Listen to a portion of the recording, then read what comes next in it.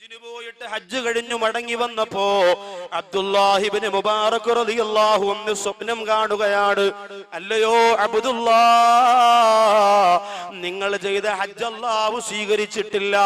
നിങ്ങൾ ചെയ്ത ഹജ്ജ് എന്നല്ല, നിങ്ങളുടെ കൂടെ ചെയ്ത ആരുടെയും ഹജ്ജ് അല്ലാഹു സ്വീകരിച്ചിട്ടില്ല. അബ്ദുല്ലാഹി ഇബ്നു മുബാറക് റളിയല്ലാഹു അൻഹു ഒരു രാത്രിയിൽ 3 പ്രാവശ്യമാണ് ആ സ്വപ്നം കണ്ടത്. ചാടി എഴുന്നേറ്റു, വീണ്ടും കിടന്നുറങ്ങി. നിങ്ങളുടെ ഹജ്ജ് അല്ലാഹു സ്വീകരിച്ചില്ലെങ്കിലും വിഷമിക്കണ്ട അബ്ദുല്ലാ. ഡമസ്കസിലുള്ള മുവഫഖ് എന്ന് പറയുന്ന ഒരു മനുഷ്യനുണ്ട്. ഡമസ്കസിലെ ചെരുപ്പ് കുത്തിയാറ മുവഫഖ് എന്ന് പറയുന്ന മനുഷ്യനുണ്ട്. ആ മനുഷ്യന് ഹജ്ജ് ചെയ്യാൻ കൊതിയുണ്ടായിരുന്നു. അയാൾ ഹജ്ജിന് വന്നില്ല. എങ്കിലും അല്ലാഹു അയാളെ ഹാജിയായി പരിഗണിച്ചു. എന്നിട്ട് അയാളുടെ ബറക്കത്ത് കൊണ്ട് ഇപ്രാവശ്യം സ്വീകരിക്കാത്ത എല്ലാ ഹജ്ജുകളും അല്ലാഹു സ്വീകരിച്ചു. അബ്ദുല്ലാഹി ഇബ്നു മുബാറക് റളിയല്ലാഹു അൻഹു ചാടി എഴുന്നേൽക്കുകയാ. തന്റെ വാഹനപ്പുറത്തേക്ക് കയറുകയാ.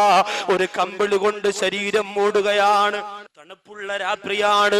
തന്റെ ഒട്ടകത്തിന്റെ പുറത്ത് കയറിയിരുന്നു കൊണ്ട് ഡമസ്കസ് എന്ന് പറയുന്ന മൈലുകൾക്കപ്പുറമുള്ള രാജ്യം ലക്ഷ്യമാക്കിയിട്ട് പാതിരാ സമയത്ത് യാത്ര ചെയ്തു പോവുകയാണ്.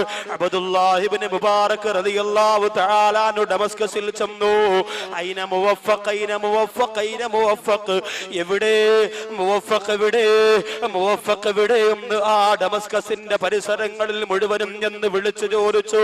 അവസാനം ഒരാൾ പറഞ്ഞു, അബ്ദുല്ലാ, ഈ ഡമസ്കസിൽ ഒരു മുവഫഖിനെ ഞങ്ങൾക്കറിയുള്ളൂ. ആ മുവഫഖിനെ നിങ്ങൾ അന്വേഷിക്കേണ്ട കാര്യമില്ലല്ലോ. അബ്ദുല്ലാഹി ഇബ്നു മുബാറക് റളിയല്ലാഹു അൻഹു ചോദിച്ചു, എന്തേ കാരണോ? അവര് പറയുന്നു, അബ്ദുല്ലാ, ആ മുവഫഖ് ഒരു ചെരുപ്പ് കുത്തിയാണ്. അബ്ദുല്ലാ, ഡമസ്കസിന്റെ കമ്പോളത്തിന്റെ മൂലക്കിരുന്നു കൊണ്ട്, ചെറിയ ഒരു ഓലപ്പുരക്കകത്തിരുന്നു കൊണ്ട് സമ്പന്ന വർഗത്തിന്റെ വില കൂടിയ ചെരുപ്പ് പൊട്ടിപ്പോകുമ്പോ ആ ചെരുപ്പ് തന്റെ കൈകൊണ്ട് തച്ചു കൊടുക്കുന്ന, തുന്നിക്കൊടുക്കുന്ന ജോലിയാണ് അബ്ദുല്ലാഹി ഇബ്നു മുബാറക് റളിയല്ലാഹു അൻഹു പറഞ്ഞു, മതി, എനിക്കാ മുവഫഖിനെ മതി, എനിക്കാ മുവഫഖിനെ കണ്ടാ മതി. അങ്ങനെ അബ്ദുല്ലാഹി ഇബ്നു മുബാറക് റളിയല്ലാഹു അൻഹു ആ മുവഫഖിനെ കാണാൻ വേണ്ടി ചെന്നു. അസ്സലാമു അലൈക്കും എന്ന് പറഞ്ഞപ്പോ സലാം മടക്കിയിട്ട് മുവഫഖ് പുറത്തേക്ക് ഇറങ്ങി വന്നു. മുഷിഞ്ഞ വസ്ത്രമാണ് മുവഫഖ് ധരിച്ചിരുന്നത്. ചെരുപ്പ് കുത്തിയാറി മുവഫഖ് ജോലി ചെയ്യുകയാണ്. അബ്ദുല്ലാഹി ഇബ്നു മുബാറക്കിനെ കണ്ടപ്പോ മുവഫഖ് ചോദിച്ചു, എന്തേ നിങ്ങൾ എവിടുന്നാ വരുന്നതെന്താ വന്നത്? അബ്ദുല്ലാഹി ഇബ്നു മുബാറക് റളിയല്ലാഹു അൻഹു ചോദിച്ചു, മുവഫഖേ, നിനക്ക് ഹജ്ജിന് പോകാൻ ആഗ്രഹമുണ്ടായിരുന്നോ? മക്കയും മദീനയും കാണാൻ നിനക്ക് കൊതിയുണ്ടായിരുന്നോ? ആ സമയത്ത് മുവഫഖ് അങ്ങോട്ട് കരയാൻ തുടങ്ങി. അബ്ദുല്ലാ,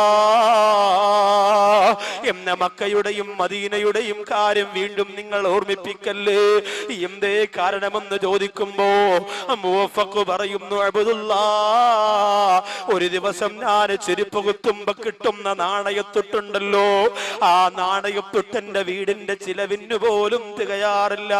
പിന്നെ എങ്ങനാണ് എന്റെ ഹബീബിന്റെ റൗള കാണാൻ ഞാൻ പോകുന്നത്?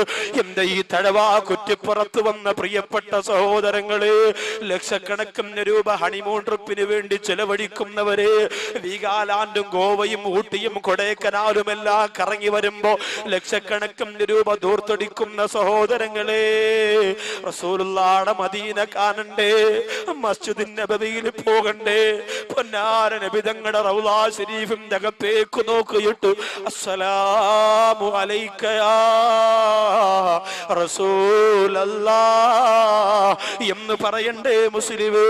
ഇതാ ചെരുപ്പ് കുത്തിയാറ പാവപ്പെട്ടവനാട്. മുവഫഖ് പറയുന്നു, അബ്ദുല്ലാ, എനിക്കങ്ങനെ ആഗ്രഹിക്കാനല്ലേ പറ്റുള്ളൂ. എന്റെ കയ്യിൽ പണമില്ലല്ലോ, എന്നാലും ഞാൻ തോറ്റു കൊടുക്കാൻ തീരുമാനിച്ചില്ല. ഓരോരുത്തരും വന്ന് മദീനത്ത് പോകുന്ന കാര്യം പറയുമ്പോ എനിക്ക് കരച്ചിലാണ്. അവരോടൊക്കെ ദുആ ചെയ്യാ പറഞ്ഞു വിടലാണ് എന്റെ പതിവ്. പക്ഷേ അബ്ദുല്ലാ, അങ്ങനെ ഓരോ ദിവസവും എനിക്ക് കിട്ടുന്ന നാണയത്തൊട്ട് ഒരു ചെറിയ ടിന്നിനകത്ത് ഞാൻ ഇട്ട് ശേഖരിച്ചു വെച്ചു. അബ്ദുല്ലാ, ആ ടിന്നിന്റെ പുറത്ത് അസ്സലാത്തു വസ്സലാമു അലൈക യാ റസൂലല്ലാഹ് എന്ന് എഴുതി വെച്ചു. അബ്ദുല്ലാ, പൈസ ഇട്ട് കൂട്ടി വെച്ചുകൊണ്ട് മോളെ കെട്ടിക്കാൻ പരിശ്രമിക്കുന്നവർ ആലോചിക്കണേ. പൈസ ഇട്ട് കൂട്ടി വെച്ചുകൊണ്ട് വാഹനമെടുക്കുന്നവർ ചിന്തിക്കണേ. അതുപോലെ ഒരു ആഗ്രഹമാണ് പൈസ ഇട്ട് കൂട്ടി വെച്ചുകൊണ്ട് റസൂലുള്ളാഹിയുടെ റൗള കാണാ. മുവഫഖ് എന്ന് പറയുന്ന ഈ സാധുവാര സഹോദരൻ ചെയ്തുകൊണ്ടിരിക്കുന്നത്.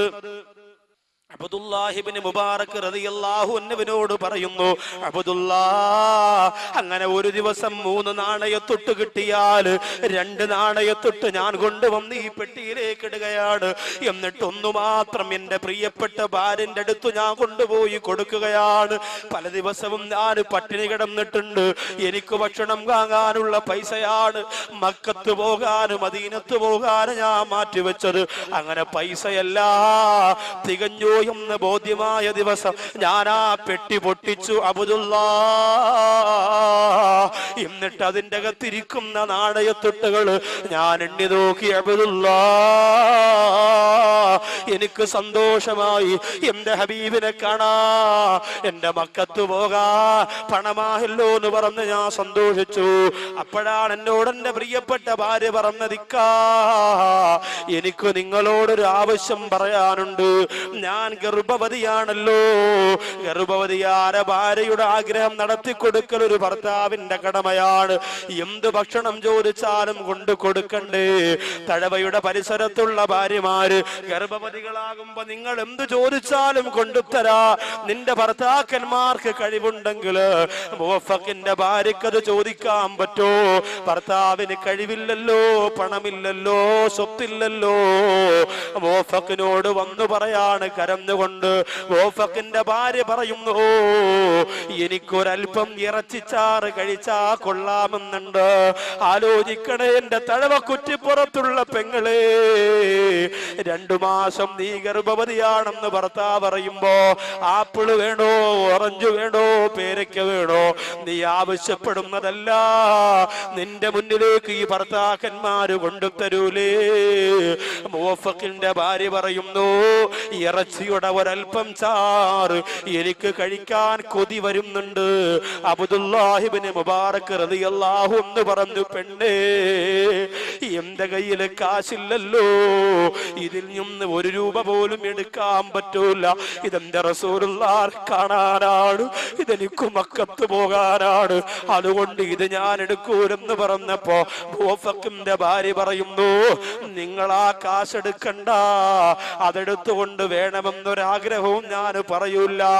മറിച്ച് എനിക്കിപ്പോൾ ഇങ്ങനെ ഒരു കൊതി തോന്നിയത് തന്നെ അപ്പുറത്തെ വീടുണ്ടല്ലോ, ആ വീടിന്റെ അകത്ത് ഇറച്ചിക്കറി തയ്യാറാക്കുന്നല്ലോ, അതിന്റെ രുചി ഇങ്ങനെ അന്തരീക്ഷത്തിലൂടെ എന്റെ മൂക്കിലേക്ക് എത്തിയപ്പോ അറിയാതെ കൊതിച്ചു പോയതാണ്.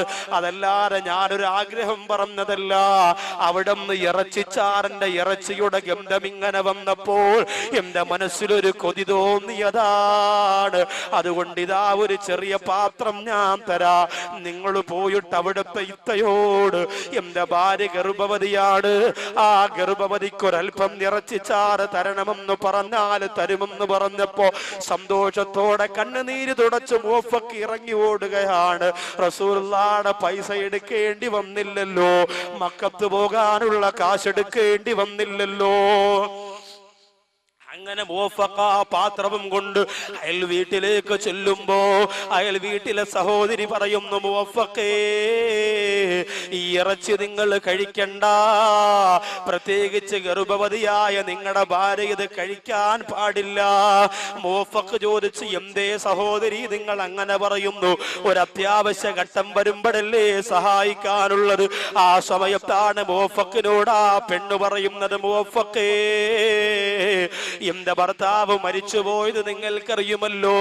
എന്റെ ഭർത്താവ് മരിക്കുമ്പോ 2 മക്കളെ എനിക്ക് തന്നിട്ടാണ് പോയത്.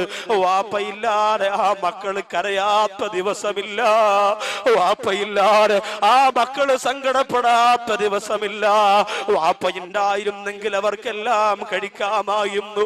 വാപ്പ മരിച്ചത് കൊണ്ട് വാപ്പ തന്നിട്ട് പോരെ സ്വത്ത് മുഴുവനും തീർന്നു പോയി. ഇന്നവര് പട്ടിണിയാണ്. മോഫക്കേ, ഞാൻ എവിടെ വന്ന് കൈനീട്ടാനാണ്? എന്റെ അടുത്ത് താമസിക്കുന്ന മോഫക്കേ, നിങ്ങൾ എന്നെക്കാളും പാവപ്പെട്ടവനല്ലേ? അതുകൊണ്ട് നിങ്ങളോട് എങ്ങനെയാണ് ഞാൻ സമ്പത്ത് ചോദിക്കുന്നത്? അതുകൊണ്ടാണ് മോഫക്കേ നിങ്ങളുടെ വീട്ടിലേക്ക് ഞാൻ വരാത്തത്. പിന്നെ എവിടെ നിന്നാണ് പെങ്ങളെ നിനക്ക് ഇറച്ചി എന്ന് ചോദിച്ചപ്പോ ആ പെങ്ങള് കരഞ്ഞുകൊണ്ട് പറയുന്നു, മോഫക്കേ, എന്റെ മക്കള് ഒന്നും കഴിക്കാതെ കരഞ്ഞ് കരഞ്ഞ് കരഞ്ഞ് മരിക്കുമെന്നുറപ്പായപ്പോ അള്ളാഹുവിനെ തവക്കുലാക്കിയിട്ട് ഞാൻ എന്റെ വീട്ടിൽ നിന്ന് ഇറങ്ങി. മോഫക്കേ, എവിടെന്നെങ്കിലും എന്തെങ്കിലും കിട്ടുമെങ്കിൽ എന്റെ മക്കൾക്ക് കൊണ്ടുവന്ന് കൊടുക്കാമെന്ന് കരുതി ഞാൻ മരുഭൂമിയിലൂടെ നടന്നു പോകുമ്പോ കുറെ ദൂരത്ത് പക്ഷികളെന്തോ കൊത്തി വലിക്കുന്നത് കണ്ടു. മോഫക്കേ, പക്ഷികളെന്തോ കൊത്തി വലിച്ചുകൊണ്ടിരിക്കുന്നത് കണ്ടു. മോഫക്കേ, ഞാൻ അവിടെ ഓടിച്ചെന്ന് മോഫക്കേ ചെന്നു നോക്കുമ്പോ ഒരു ചത്തുപോയ കോവർ കഴുതയുടെ ശവമാണ്. മോഫക്കേ, ചത്തുമലന്ന് കിടക്കുന്ന കോവർ കഴുത, ജനങ്ങൾ ഒരുപാട് വെറുക്കുന്ന കോവർ കഴുത, ആ കോവർ കഴുതയുടെ ശരീരമാണ് ആ പക്ഷികൾ കൊത്തി വലിച്ചു കൊണ്ടിരിക്കുന്നത്. മോഫക്കേ, അത് കണ്ടപ്പോ ഞാൻ മരുഭൂമിയുടെ മണ്ണുവാരി പക്ഷികളെ എറിഞ്ഞോടിച്ചു. മോഫക്കേ, എന്നിട്ട് ഞാൻ തീരുമാനിച്ചു, എന്റെ മക്കൾക്ക് വേണ്ടി അള്ളാഹു തന്നതായിരിക്കാ, എന്റെ പിഞ്ചോമന മക്കൾക്ക് കൊടുക്കാൻ എന്റെ കരുണക്കടലാറ പടച്ചതമ്പുരാ തന്നതായിരിക്കാമെന്ന് പറഞ്ഞ് ആ കോവർ കഴുതയെ വലിച്ചെടുത്തു കൊണ്ടുവന്ന് കഴുകി വൃത്തിയാക്കി എന്റെ മക്കൾക്ക് കൊടുക്കാൻ ഈ വീട്ടിന്റെ അകത്ത് തയ്യാറാക്കുന്ന പാചകത്തിന്റെ സ്വാദാണ് നിങ്ങളുടെ ഭാര്യ അനുഭവിച്ചു കൊണ്ടിരിക്കുന്നത്. അല്ലാതെ ഇത് നിങ്ങൾക്ക് കഴിക്കാൻ പറ്റുന്ന മാംസമല്ല എന്ന് പറഞ്ഞപ്പോൾ അത് കേട്ട ഉടനെ മോഫക്ക് ഞെട്ടിത്തരിച്ചു പോയി, പൊട്ടിക്കരഞ്ഞു പോയി. മോഫക്കേ, ആ കോവർ കഴുതയുടെ മാംസമാണ് എന്റെ വീട്ടിന്റെ അകത്തുള്ള യതീമക്കൾക്ക് ഞാൻ കൊടുക്കുന്നതെന്ന് പറഞ്ഞപ്പോൾ കയ്യിലിരിക്കുന്ന ഇറച്ചിച്ചാറ് വാങ്ങാൻ കൊണ്ടുവന്ന പാത്രമില്ലേ, മോഫക്ക് ദൂരേക്ക് വലിച്ചെറിഞ്ഞില്ലേ? എന്നിട്ട് തന്റെ ചെറ്റക്കൂരയിലേക്ക് ഓടിച്ചെല്ലുകയാണ്. ഇറച്ചിക്കറി വാങ്ങാൻ കാത്തിരിക്കുന്ന ഭാര്യയോട് പറയുന്നു, മാറി നിൽക്കു പെണ്ണേ. തട്ടിമാറ്റിയിട്ട് അകത്തേക്ക് പോയി റസൂലുള്ളാഹിയുടെ റൗള കാണാൻ ഹജ്ജിന് പോകാൻ വേണ്ടി കൂട്ടിവെച്ചിരിക്കുന്ന നാണയത്തൊട്ടുകൾ ഒന്നുപോലും ബാക്കി വെക്കാതെ മുഴുവനും വാരിയെടുക്കുകയാണ്. അസ്സലാമു അലൈക യാ റസൂലല്ലാഹ്. നബിയേ, എനിക്ക് മദീനത്ത് വരണമെന്ന് ആഗ്രഹമുണ്ടെങ്കിലും അതിനെനിക്ക് കഴിയൂല നബിയേ, എനിക്ക് ഹജ്ജ് ചെയ്യാൻ കഴിയൂല നബിയേ. എന്റെ വീടിന്റെ അടുത്ത് അനാഥ മക്കൾ ഇത്രത്തോളം പട്ടിണി കിടന്നുകൊണ്ട് ചത്തുപോരെ കോവർ കഴുതയുടെ മാംസം കഴിക്കുമ്പോ എനിക്കെന്തു മദീന, എനിക്കെന്തു മക്ക എന്ന് പറഞ്ഞ പണം മുഴുവനും കൊണ്ടുവന്ന് യതീമക്കളെ വാരി പുണർന്നുകൊണ്ട് ചുംബനം കൊടുത്തിട്ട് പറയുന്ന, മക്കളെ ഇനി മുവഫഖ് നിങ്ങൾക്കുള്ളതാണ് മക്കളെ. അറിഞ്ഞിരുന്നില്ല, ഞാൻ അറിഞ്ഞിരുന്നില്ല എന്ന് പറഞ്ഞുകൊണ്ട് ആ നാണയത്തൊട്ടുകൾ മുഴുവനും അനാഥ മക്കൾക്ക് സ്വതക്ക കൊടുത്തിട്ട് കണ്ണീരോടെ തിരിച്ചിറങ്ങി വന്നു എന്ന് മുവഫഖ് അബ്ദുല്ലാഹി ഇബ്നു മുബാറക് റളിയല്ലാഹു അൻഹുവിനോട് പറയുമ്പോ അബ്ദുല്ലാഹി ഇബ്നു മുബാറക് രണ്ട് കൈയും പിരിച്ച് മുവഫഖിനെ വാരി പുണരുകയാണ്. എന്നിട്ട് പറയുന്നു, മുവഫഖേ, നീ ഹജ്ജിന് പോയില്ലെങ്കിൽ എന്താ, അള്ളാഹു നിന്നെ ഹാജിയായി പരിഗണിച്ചിരിക്കുന്നു. മുവഫഖേ, സ്വീകരിക്കപ്പെടാത്ത ഹജ്ജുകൾ പോലും അള്ളാഹു സ്വീകരിച്ചിരിക്കുന്നു മുവഫഖേ എന്ന് അബ്ദുല്ലാഹി ഇബ്നു മുബാറക് റളിയല്ലാഹു അൻഹു പറഞ്ഞു കൊടുക്കുമ്പോ എന്റെ മുമ്പിലിരിക്കുന്ന സഹോദരങ്ങള്, എന്റെ മുമ്പിലിരിക്കുന്ന സഹോദരിമാര്, പാവപ്പെട്ടവരെ സഹായിക്കുന്നത് അള്ളാഹുവിന് വലിയ ഇഷ്ടമാണ്. അനാഥ മക്കളെ സഹായിക്കുന്നത് സൃഷ്ടാവിന് വലിയ ഇഷ്ടമാണ്. എന്നും അതിനാണ് അള്ളാഹു സ്ഥാനം കൊടുത്തിട്ടുള്ളത്. അറഅയ്തല്ലദീ യുകദ്ദിബു ബിദ്ദീൻ. ദീനിനെ വ്യാജമാക്കിയവർ, ദീനിനെ കളവാക്കിയവർ ആരെന്ന് നിങ്ങൾക്കറിയോ നബിയേ? ഫദാലികല്ലദീ യദ്ഉൽ യതീം. അവര് ബാബരി മസ്ജിദ് പൊളിച്ചവരല്ല, അവര് ഖുർആൻ കത്തിച്ചവരല്ല, അവര് ഉസ്താദുമാർക്കെതിരെ പ്രവർത്തിച്ചവരല്ല. ഫദാലികല്ലദീ യദ്ഉൽ യതീം. അവർ അനാഥ മക്കളെ ആട്ടി ഓടിച്ചവർ. അല്ലാഹുവിന്റെ ഖുർആനാ പറഞ്ഞത്, അവർ അനാഥ മക്കളെ ആട്ടി ഓടിച്ചവരാണ്. അനാഥ മക്കളുടെ നിക്കാഹിന്, പാവപ്പെട്ട പെൺകുട്ടികളുടെ നിക്കാഹിനെ സഹായിച്ചാൽ കിട്ടുന്ന പ്രതിഫലം എത്രയെന്ന് എന്റെ പ്രിയമുള്ളവരെ മനോഹരമായ മറ്റൊരു ചരിത്രമുണ്ട്. അതിലേക്ക് ഞാനിപ്പോ കടക്കുന്നില്ല. കടന്നാൽ എന്റെ വിഷയം ഇന്നും തീരുകയില്ല. നരകമെന്ന് പറയുന്ന വിഷയത്തിന്റെ സമാപനം കുറിച്ചുകൊണ്ട് പൊട്ടിക്കരഞ്ഞ് ആ നരകത്തിൽ നിന്ന് രക്ഷപ്പെടാൻ സർവസൃഷ്ടാവാര പടച്ചുറപ്പിനോട് കൈ ഉയർത്തി പൊട്ടിക്കരഞ്ഞുകൊണ്ട് വേണം ഇൻഷാ അല്ലാഹ് ഇന്ന് നമുക്ക് ഇവിടെ നിന്ന് പിരിയാൻ. അള്ളാഹു തൗഫീഖ് തന്ന് അനുഗ്രഹിക്കുമാറാകട്ടെ. നരകത്തിന്റെ അഞ്ചാമത്തെ കവാടം, നരകത്തിന്റെ അഞ്ചാമത്തെ കവാടം. അഞ്ചാമത്തെ കവാടത്തിലേക്ക് കടക്കുന്നതിന് മുമ്പ് ആ അഞ്ചാമത്തെ കവാടത്തെ കുറിച്ച് ഖുർആൻ പറഞ്ഞ രൂപം ഞാനൊന്ന് പരിചയപ്പെടുത്താം. സൗസിലീഹി സഖർ വമാ അദ്റാക മാ സഖർ ലവാഹത്തുൽ ലിൽ ബശർ ലാ തുബ്ഖി വലാ തദർ അലൈഹാ 19. അല്ലാഹുവിന്റെ ഖുർആൻ പറയുകയാണ്, നരകത്തിന്റെ അഞ്ചാമത്തെ കവാടം അള്ളാഹു ആർക്കാണ് കൊടുക്കുന്നത്? സഖർ എന്നാണ് നരകത്തിന്റെ അഞ്ചാമത്തെ കവാടത്തിന്റെ പേര്. ആ സഖർ എന്ന് പറയുന്ന കവാടത്തിന്റെ രൂപമാണ് അള്ളാഹു പിന്നെ വിശദീകരിക്കുന്നത്. വമാ അദ്റാക മാ സഖർ. നബിയെ, സഖർ എന്ന് പറയുന്ന കവാടം എന്തെന്ന് നബിതങ്ങളെ അവിടത്തേക്ക് അറിയുമോ? ലാ തുബ്ഖി വലാ തദർ. ആ സഖറിലേക്ക് മനുഷ്യരെ കടത്തിയാൽ ശരീരത്തിന്റെ ഒരൽപ്പം പോലും മെച്ചമുണ്ടാകൂല, മുഴുവനും കത്തിക്കരിഞ്ഞു പോകുന്നതാണ്. അലൈഹാ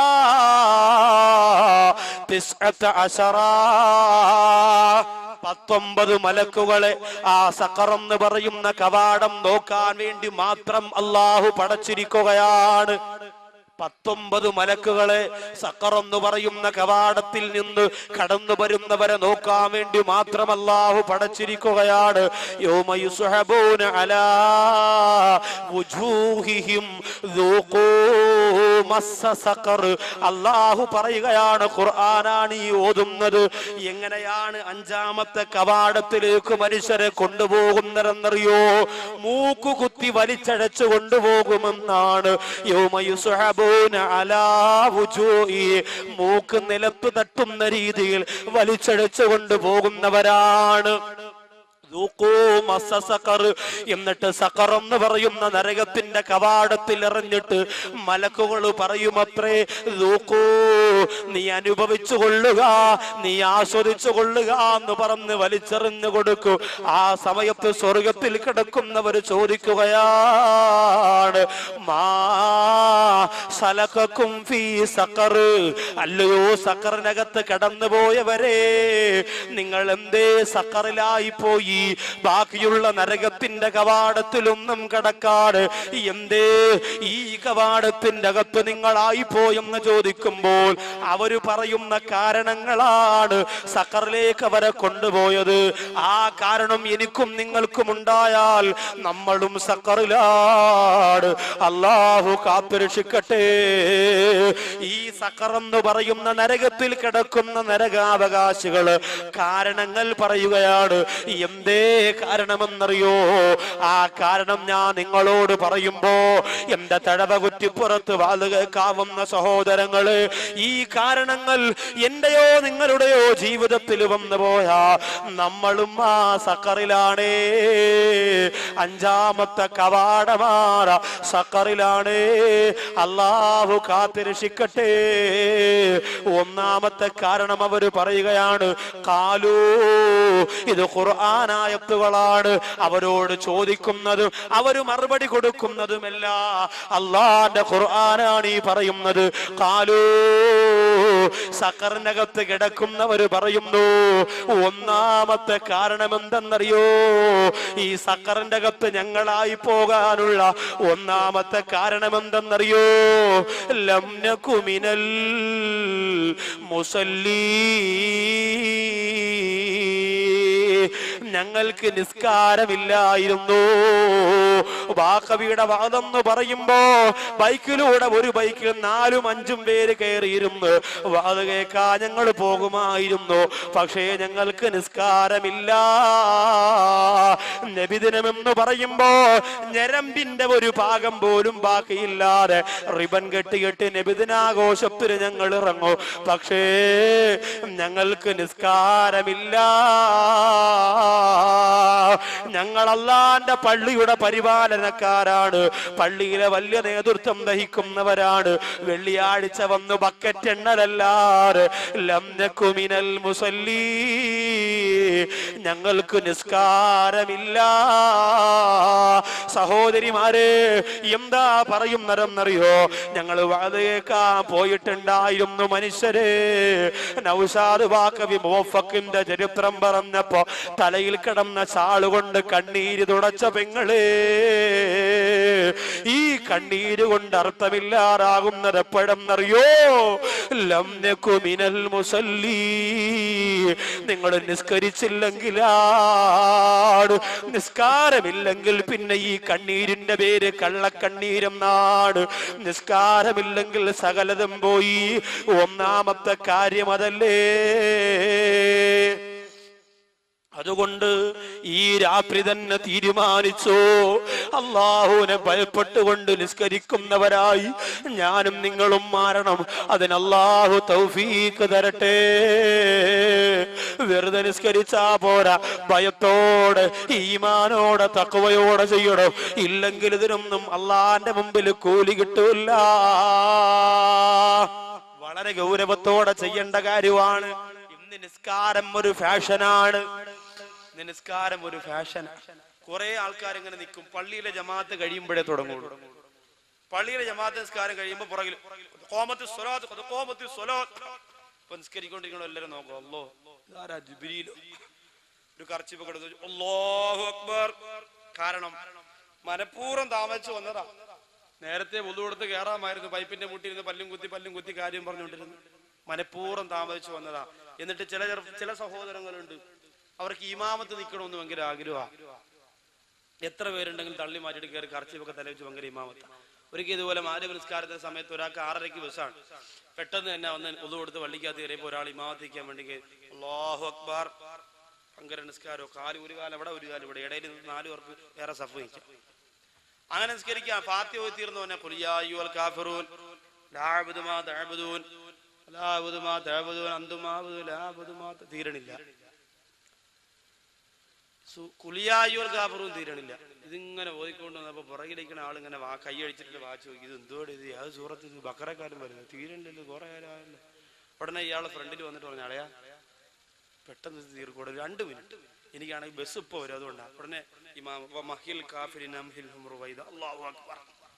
ഏതെങ്കിലും ഒരു സൂറത്ത് കാഫിരീൻ തീർക്കാൻ പറഞ്ഞപ്പോ മഹിലിൽ കാഫിരി എന്ന് പറഞ്ഞാൽ അങ്ങ് നിർത്തി. പിന്നെ ചില ആൾക്കാർക്ക് വലിയ മഹറജ് വിടലാണ് അല്ലേ? ഇപ്പൊ റമദാനൊക്കെ വരുമ്പോ നമുക്ക് അല്ലാഹുമ്മ ഇന്നക അഫൂൻ തുഹിബ്ബുൽ അഫ്വ ഫഅഫു അന്നാ യാ കരീം യാ റഹീം യാ അല്ലാഹ്. ഇത് ചില ആൾക്കാർ പറഞ്ഞു തരുമ്പോ പിന്നെ നിസ്കാരം കഴിഞ്ഞിട്ട് മോദി മാമ ഷാളും കൊണ്ട് വേണം തുപ്പൽ ഉടച്ചോളാം. എല്ലാ പള്ളിയിലുള്ളവർ അറിഞ്ഞുടങ്ങി ഉണ്ടായിരുന്നാലും മതി, അല്ലെങ്കിൽ അള്ളാഹു പുറത്തു തരണമെന്ന് മലയാളത്തിൽ പറഞ്ഞാലും മതി. ഇത് അറിഞ്ഞില്ലെങ്കിൽ പഠിച്ചു പറയണം. ഇല്ലെങ്കിൽ ഇത് ആവശ്യമില്ലാത്ത രീതിയിൽ പറഞ്ഞ് നമ്മൾ കുളമാക്കരുത്. പിന്നെ ചില ആൾക്കാരുണ്ടല്ലോ ഭയങ്കര വസ്വാസി, എത്ര ഓതിയാലും ശരിയാവൂല. കൈ കെട്ടിയിട്ട് എന്ന് പറയുമ്പോ അടുത്തേക്കുന്ന ആള് പെറിച്ച് അവധി ചെന്ന് വീഴും. നമ്മളൊരു മയത്തില് ഫാത്തിഹയൊക്കെ നമ്മൾ മയത്തില് മര്യാദയ്ക്ക് ഓതിയാൽ പെട്ടെന്ന് ക്ലിയർ ആവും. ഒരുപാട് നമ്മൾ അങ്ങോട്ട് നോക്കാൻ തുടങ്ങിയാൽ ചിലപ്പോ ഒന്നും ശരിയാവൂല. ഒരാൾ ഈയാക്ക പുറകിക്കുന്ന ഒരാൾ നീ ആക്കട്ടെ ഞാൻ ആക്കാം, കുറെ നേരം കൊണ്ട് ഒറ്റയ്ക്ക് ആക്കല്ലേ, ഇനി ഞാൻ ആക്കാന്ന് പറഞ്ഞാൽ മാറി പോകാൻ.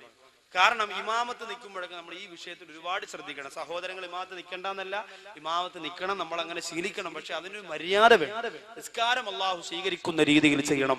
ബഹുമാനപ്പെട്ട ഹാത്തിമുൽ അസ്സം റളിയല്ലാഹു അൻഹുവിനോട് ചോദിക്കുകയാണ്, ഇന്ന് തഴവ കുറ്റിപ്പുറത്ത് വന്ന സഹോദരങ്ങളോട് ഞാൻ പറയുന്നു, ഈ പറയുന്ന പോലെ നിങ്ങൾ ഇന്ന് വീട്ടിൽ പോയി 2 റക്അത്ത് നിസ്കരിച്ചിട്ടൊന്ന് കിടന്നാൽ ആ നിസ്കാരത്തിന് വല്ലാത്ത സുഖമാണ്.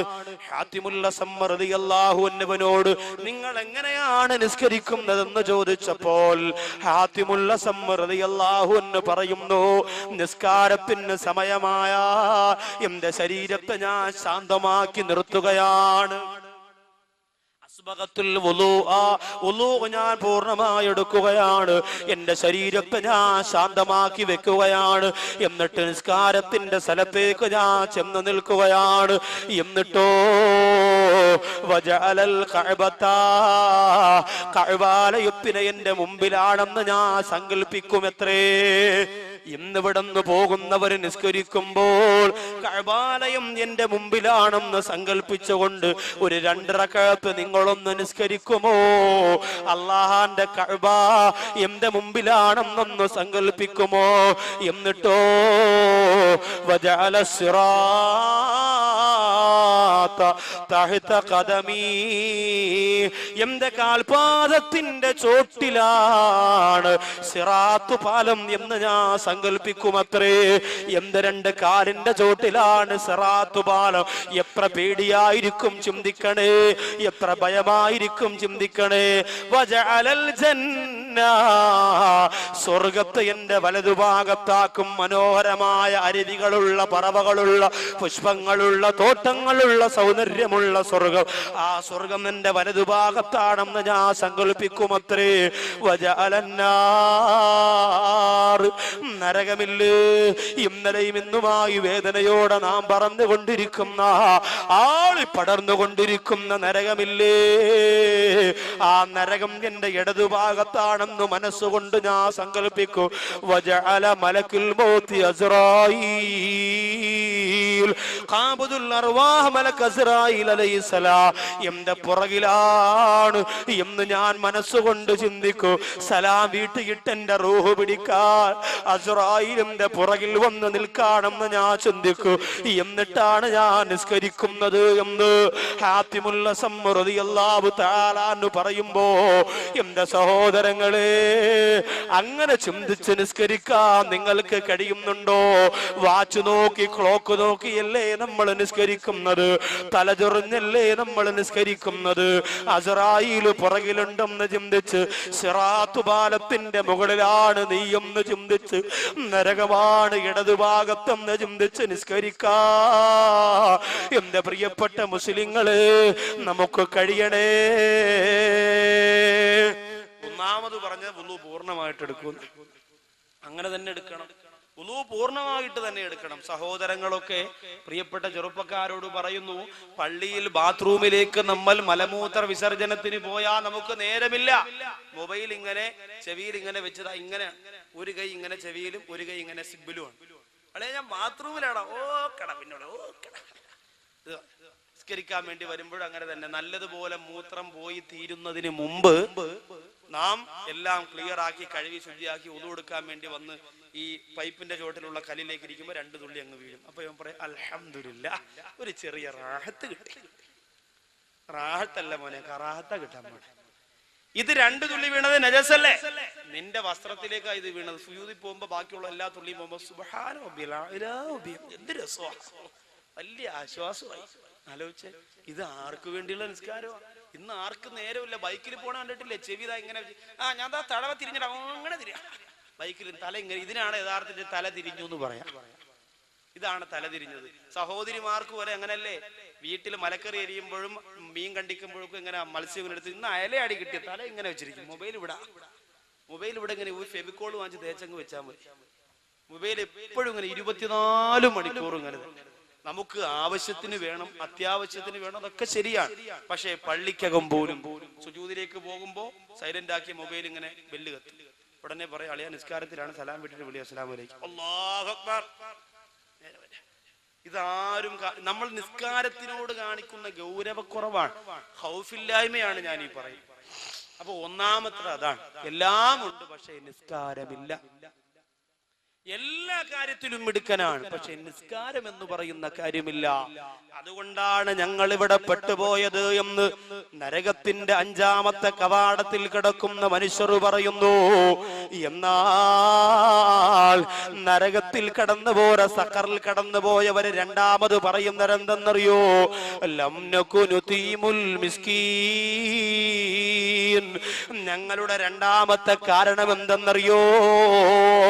സഖർ എന്ന് പറയുന്ന ഏറ്റവും ഭയാനകരമായ നരകത്തിന്റെ 5ാമത്തെ കവാടത്തിൽ കടന്ന 1ാമത്തെ കാരണം നിസ്കാരമില്ലാത്തതാണെങ്കിൽ, രണ്ടാമത്തെ കാരണം എന്തേ? ലം നകുനു തീമുൽ മിസ്കീൻ. പാവപ്പെട്ടവർക്ക് ഞങ്ങളാരും ഭക്ഷണം കൊടുക്കൂല.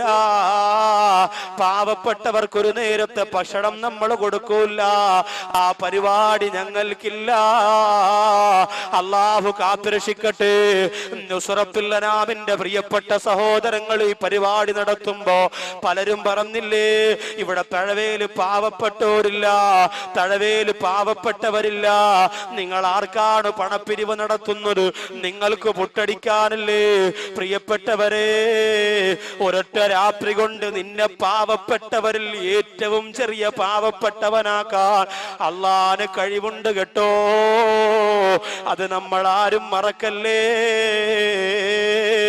പ്രിയപ്പെട്ടവരെ, കിളിമാനൂർ പാപ്പാലയം എന്ന് പറയുന്ന സ്ഥലത്ത് മരണപ്പെട്ടു പോയ ഒരു സഹോദരൻ, കല്യാണത്തിന്റെ മണവറയ്ക്കകത്താണ് ആ സഹോദരന്റെ കഫം പൊതിഞ്ഞത്. മണവറയുടെ അകത്ത് വെച്ചാണ് ആ സഹോദരന്റെ കഫം പുടവ പൊതിഞ്ഞത്. ഞാനാണ് ആ വീട്ടിലേക്ക് മയ്യത്ത് പൊതിയാൻ വേണ്ടി ചെന്നത്. വളരെ സങ്കടം തോന്നി.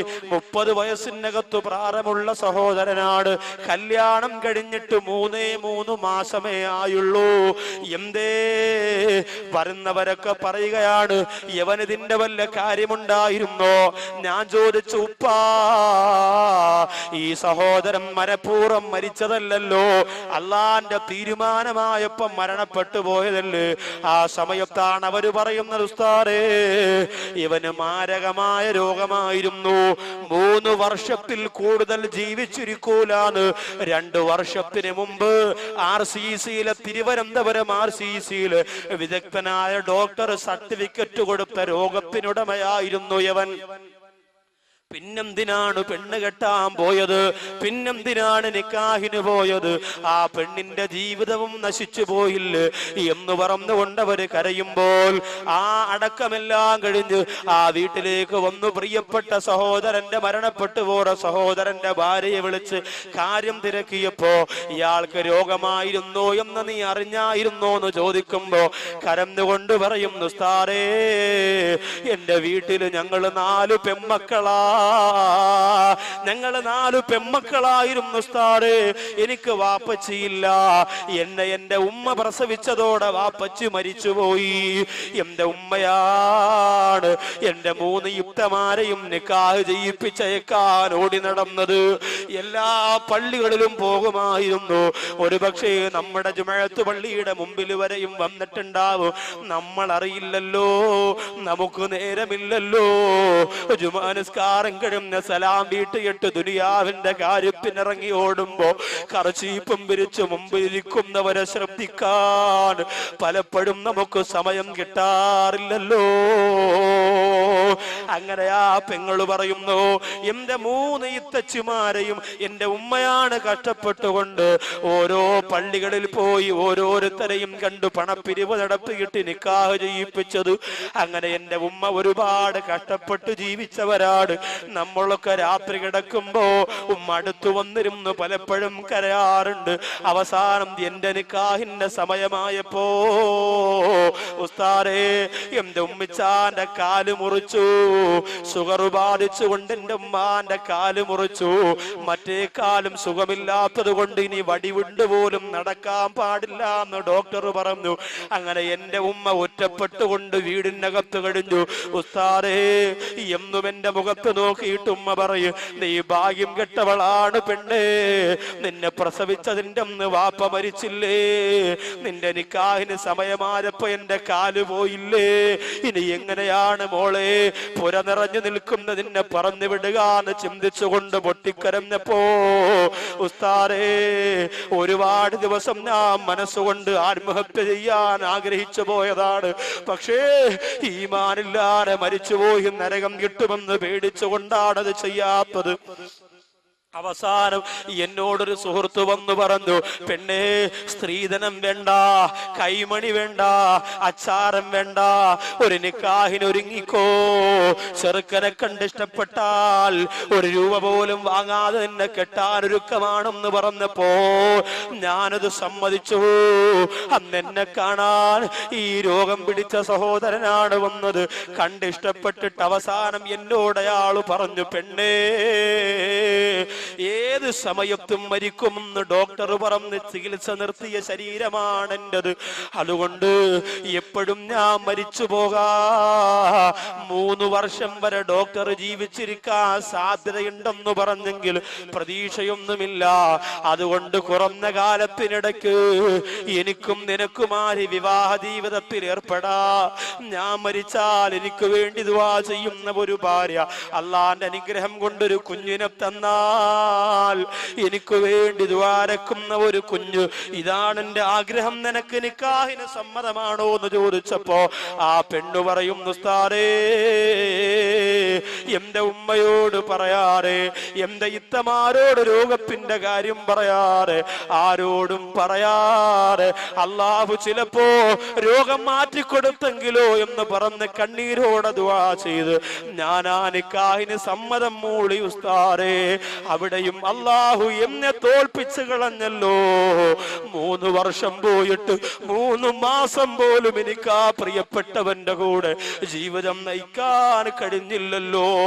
3 കോടി രൂപയ്ക്ക് മക്കളുടെ കല്യാണത്തിന് ഭക്ഷണം വെച്ച് വിളമ്പുന്ന പണക്കൊതിയന്മാര് പഠിച്ചോ, ആ പാവപ്പെട്ട പൊന്നുപോള കണ്ണീരുണ്ടല്ലോ, ആ കണ്ണീരിന്റെ ശാപം നമ്മുടെ തലയൊന്ന് പോകൂല പണക്കൊതിയന്മാരെ. അല്ലാഹു എന്നെയും നിങ്ങളെയും കാത്തുരക്ഷിക്കട്ടെ. ഇത് നൗഷാദ് ബാക്കവി പറയുമ്പോ ഈ സംഘടന എതിർക്കുന്ന ചില ആൾക്കാർ പറയും, ബാക്കവിക്കത് പറയാ ഉസ്താദുമാരാണ് പണം കൊണ്ട് കല്യാണം നടത്തുന്നത്. എന്റെ പ്രിയപ്പെട്ടവരാണ്, എന്റെ മുമ്പിൽ ഇന്നലെയും ഇന്നുമായി നിറഞ്ഞിരിക്കുന്നവരോട് ഞാൻ പറയുകയാണ്, എന്റെ കുടുംബ ജീവിതം നിങ്ങൾക്ക് പരിശോധിക്കാ. വാപ്പ മരിച്ചുപോട പാവപ്പെട്ട സൗന്ദര്യമില്ലാത്ത 4-5 പെൺമക്കളെ കൊണ്ട് പൊറുതിമുട്ടിപ്പോര കുടുംബത്തിൽ നിന്ന് ഒരു പെൺകുട്ടിയാണ് നൗഷാദ് ബാക്കവി വിവാഹം കഴിച്ചത്. ഇതെന്തിനാണ് ഞാൻ നിങ്ങളോട് പറയുന്നതെന്നറിയോ? ഇതെന്തിനാണ് പറയുന്നതെന്നറിയോ? എന്റെ ശബ്ദം കേൾക്കാൻ ഓടിയെത്തിയ എന്റെ പ്രിയപ്പെട്ട ചുണക്കുട്ടന്മാരുടെ മനസ്സിന്റെ കത്ത് പാവപ്പെട്ടവരോടൊരു കനിവ് തോന്നാ, സാധുക്കളോടൊരു കനിവ് തോന്നാൻ വേണ്ടിയാ പറയുന്നത്. ബാക്കിയുള്ള 2 കാര്യങ്ങൾ കൂടി പെട്ടെന്നൊന്ന് പറയാനുണ്ട്. 6ാമത്തെ കവാടം, നരകത്തിന്റെ 6ാമത്തെ കവാടത്തിന്റെ പേര് ഹാവിയ എന്നാണ്. അമ്മാമൻ ഖഫ്ഫത്ത് മവാസീനുഹു ഫഉമ്മുഹു ഹാവിയ. ഹാവിയ എന്ന നരകമാണ്. നന്മയും തിന്മയും അല്ലാഹു തൂക്കി നോക്കുമ്പോൾ തിന്മയുടെ ഭാരം കൂടുതലും നന്മയുടെ ഭാരം കുറവും ആർക്കാണോ അവർക്കാണ് ഹാവിയ എന്ന നരകം അല്ലാഹു കൊടുക്കുന്നത്. 7ാമത്തെ നരകത്തിന്റെ കവാടത്തിന്റെ പേര്. അപ്പൊ ഈ നന്മയുടെ ഭാരം കൂടാൻ നമ്മളെ കൊണ്ട് പറ്റുന്നതൊക്കെയും ചെയ്യണം. തിന്മയുടെ ഭാരം കൂടാൻ ഉള്ള കാര്യങ്ങൾ ഒഴിവാക്കിയിട്ട് തിന്മയുടെ ഭാരം കുറയ്ക്കാനുള്ള ശ്രമം നടത്തണം.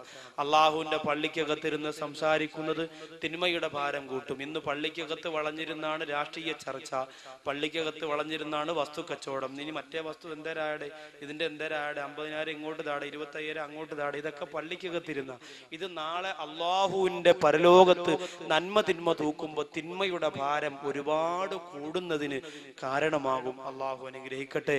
അതുപോലെ തന്നെ മറ്റുള്ളവർക്ക് അർഹതപ്പെട്ട സ്വത്ത്, അനാഥ മക്കളുടേത്, മുത്തഅല്ലിമീങ്ങളുടെ പൈസ, ഉസ്താദുമാരുടെ പൈസ, ഇതൊക്കെ വെട്ടി വിലിങ്ങി വയറ് വലുതാക്കി നടക്കുമ്പോൾ വയറ് വളരുന്നതിനേക്കാൾ ഡബിൾ സ്പീഡിൽ വളരുന്നത് നമ്മുടെ തിന്മയുടെ ത്രാസായിരിക്കും. അള്ളാഹു സുബ്ഹാനഹു വ തആല കാത്തുരക്ഷിക്കട്ടെ. 7ാമത്തെ കവാടം ജഹീം. ഇലാഹി ലസ്തു ലിൽ ഫിർദൗസി അഹ്ലാ വലാ ഖുവാ അലാ നാരിൽ ജഹീമി.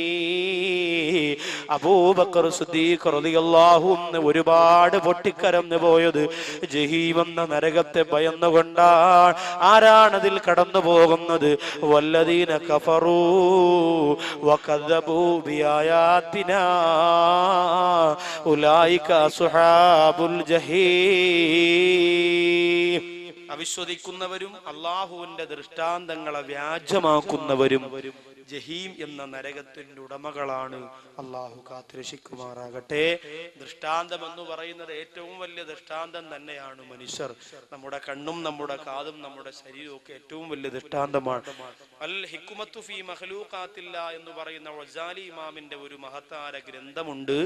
ആ ഗ്രന്ഥം പഠിച്ചാൽ അതിനകത്ത് കണ്ണിനെ കുറിച്ച്, കാതിനെ കുറിച്ച്, ഇമയെ കുറിച്ച്, കണ്ണുനീരിനെ കുറിച്ച്, ആകാശത്തെ കുറിച്ച്, ഭൂമിയെ കുറിച്ച് ഒരുപാട് ദൃഷ്ടാന്തങ്ങള്, അള്ളാഹുവിന്റെ ദൃഷ്ടാന്തങ്ങളെ വിശദീകരിക്കുന്നുണ്ട്. അതൊക്കെ മനസ്സിലാക്കുക. നാഥൻ നമ്മെ മനസ്സിലാക്കി നമുക്ക് ജീവിച്ച് അള്ളാഹിന്റെ പൊരുത്തം വാങ്ങാൻ തൗഫീക്ക് തരുമാറാകട്ടെ. എല്ലാ സഹോദരങ്ങളും ഇരുന്നു കൊണ്ട് തന്നെ 33 സലാത്ത് ചൊല്ലുക. അത് കഴിഞ്ഞിട്ട് നമുക്ക് എഴുന്നേറ്റ് ഇൻഷാ അല്ലാഹ് ദുആ ചെയ്യാം. നാഥൻ സ്വീകരിക്കട്ടെ.